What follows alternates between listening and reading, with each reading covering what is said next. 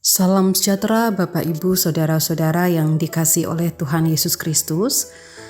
Berjumpa lagi dalam renungan dan doa malam GKJ Joglo. Semoga kita semua dalam keadaan baik, sehat, dan sejahtera. Bapak Ibu Saudara yang terkasih, mari bersama kita merenungkan sabda Tuhan yang akan kita dasarkan dari Kolose pasalnya yang ketiga ayat 17, demikian firman Tuhan.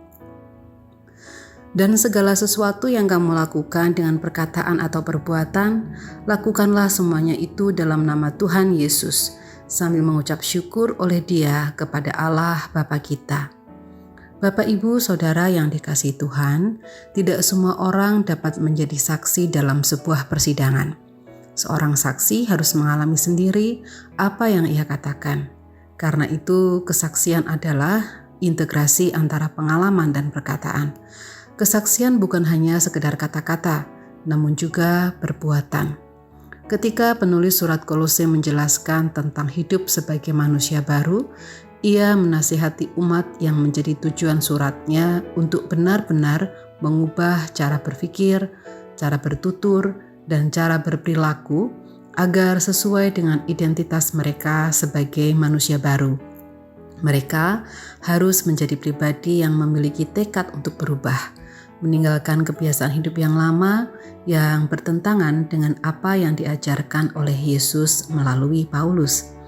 Jika kita hidup sebagaimana manusia baru, dalam waktu yang sama sesungguhnya kita pun sudah hidup sebagai saksi Allah.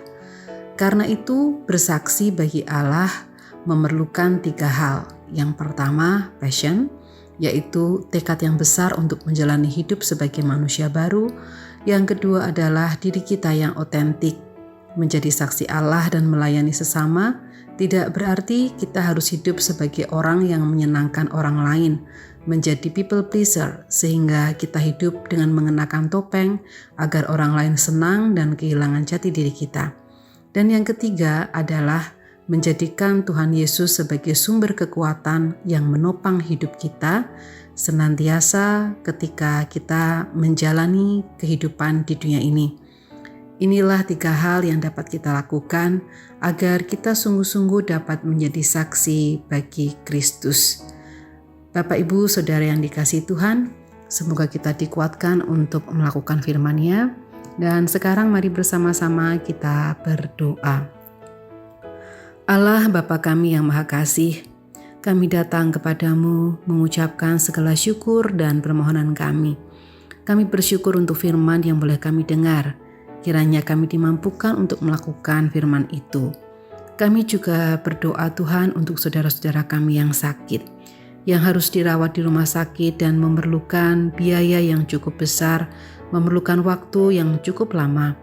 Berikanlah kemampuan kepada mereka untuk tabah menjalani semua hal yang memang harus dihadapi dengan tetap berpegang teguh pada janji pengharapan-Mu bahwa Engkau tidak pernah meninggalkan kami dalam kami mengalami kesusahan hidup. Kami juga berdoa ya Tuhan untuk setiap kami agar kami dapat merasakan kehadiran Tuhan dalam setiap peristiwa hidup kami. Ya Tuhan, kami menyerahkan segala seru dan doa kami ini hanya ke dalam tangan kuasa Tuhan kami, Yesus Kristus kami berdoa. Amin.